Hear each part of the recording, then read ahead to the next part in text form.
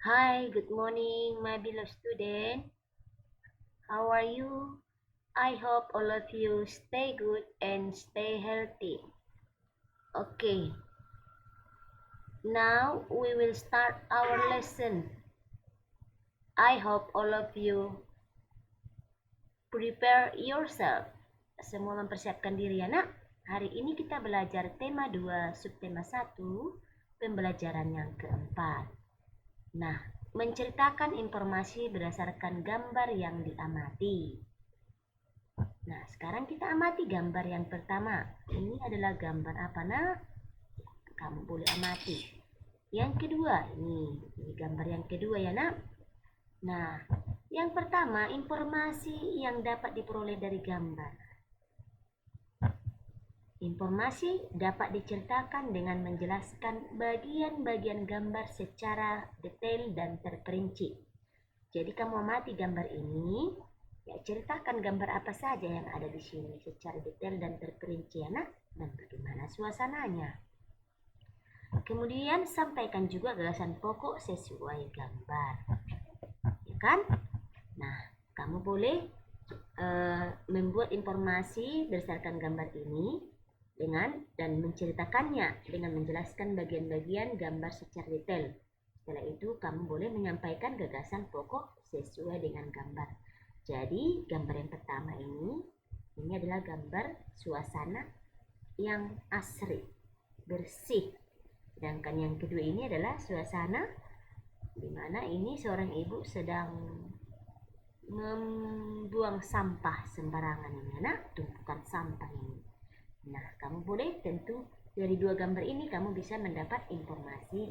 Kemudian informasi itu bisa kamu ceritakan dan menjelaskan bagian-bagian gambar secara detail dan terperinci. Kemudian sampaikan juga gagasan pokok sesuai dengan gambar. Nah, ini nanti boleh dicoba dibuat di buku catatannya ya, nak, sesuai dengan petunjuk ini. Oke? Next, pentingnya melaksanakan hak dan kewajiban dengan seimbang. Nah, kita masih ingat sumber daya alam yang dapat diperbaharui. Ada sumber daya alam, misalnya di sini ada tenaga listrik. Ini diperoleh melalui sumber daya alam, misalnya air, ya, ada PLTA, pembangkit listrik tenaga air, dan ada PLTB atau pembangkit listrik tenaga bayu atau angin ya, nak, yang ada di Sidrap. Nah, kita ya memiliki hak dan kewajiban dalam memanfaatkan listrik. Listrik itu banyak manfaatnya kan? Ya, coba kita perhatikan. Ini ibu ini sedang apa? Sedang menonton. Ya, menggunakan kemudian dia menonton ini kan tentu menggunakan arus listrik ya, nak. Nah, gambar yang kedua. Coba kita perhatikan. Ini si anak sedang bermain handphone. Pakai headphone ya, nak. Kemudian ini ada lampunya menyala semua, kipasnya menyala, radionya menyala, keran airnya menyala. Nah, ini semua memanfaatkan listrik. Nah, kemarin kita sudah belajar bahwa listrik itu juga bisa dihasilkan dengan menggunakan tenaga angin atau PLTB ya, nak. Oke. Nah, dari gambar ini ya, listrik itu memiliki banyak manfaat. Ya, kita bisa menonton, bermain handphone, menggunakan air, berkipas, kemudian mendengarkan musik. Nah, hak memanfaatkan energi listrik untuk aktivitas sehari-hari, contohnya tadi seperti menonton, ya, nak, mendengarkan musik, radio, kemudian berkipas angin dan yang lainnya, menggunakan lampu untuk penerangan. Nah, kewajiban kita setelah memakainya, kita harus menghemat energi listrik. Mematikan TV jika sudah selesai menonton. Nah, dari dua gambar ini, ada gambar ini yang tidak mencerminkan pemanfaatan atau penghematan arus listrik. Ini gambar yang kedua ini tidak perlu dicontoh ya, nak. Dia tidak hemat listrik di sini. Mengapa? Dia sudah bermain handphone, tetapi TV-nya menyala, radionya juga menyala, lampunya menyala semua, padahal sudah terang itu mataharinya. Lihat, sudah terbit matahari ini dari jendela karena kemudian kipas anginnya juga menyala. Jadi ini tidak baik. Terjadilah di sini pemborosan arus. Kalau kita menggunakan arus listrik seperti ini banyak, maka pembayaran juga bengkak ya nak. Maka kita wajib menghemat listrik. Ya, menghemat listrik. Oke. Nah, sekarang kita menafsir hasil perkalian dan pembagian suatu bilangan. Apakah kamu masih ingat bagaimana cara menafsir suatu bilangan? Ya, yang pertama kita bulatkan dulu ya nak ke bilangan tertentu atau satuan tempat tertentu. Nah, cara menaksir hasil perkalian dan pembagian. Nah, pada pembelajaran sebelumnya kita sudah belajar menaksir hasil penjumlahan. Nah, hampir sama dengan penaksiran penjumlahan dan pengurangan.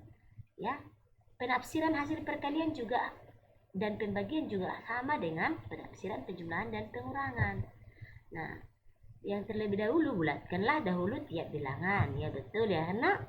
Kemudian taksir hasilnya sesuai operasi hitung yang diberikan. Contoh, nih, tafsirlah bilangan di bawah ini ke ratusan terdekat. Ya, ini penjumlahan ya nak. Contohnya, ke ratusan terdekat kita perhatikan 2346.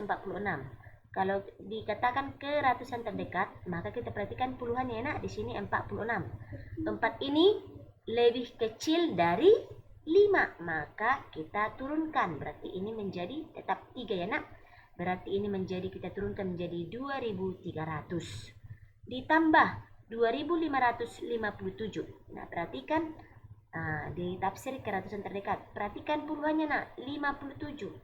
5 ini sama dengan 5 atau lebih besar dengan 5. Sama dengan 5 kan nak? Berarti ini bisa kita tafsir menjadi 2600. Kita tambahkan ke ratusannya 1. Karena dia sudah dinaikkan ya nak ke atas.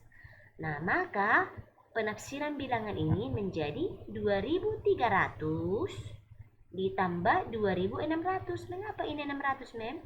Karena 57 ini sudah 5 ini lebih dari sama dengan 5 atau lebih dari 5 ya, sama dengan 5 ya nak. Maka kita naikkan dia menjadi, naikkan 1 ke sini menjadi 2600. Sedangkan ini ya turunkan ke bawah, yang 46 ini turunkan aja, berarti dia tetap menjadi 2300. Dia tidak dihitung karena diturunkan ya nak. Ini 2557 ini, 57 ini digenapkan menjadi 100. Ya, maka menjadi 2600. Oke. Nah, totalnya menjadi 4900. Begitulah cara menafsir ratusan ya dengan penjumlahan.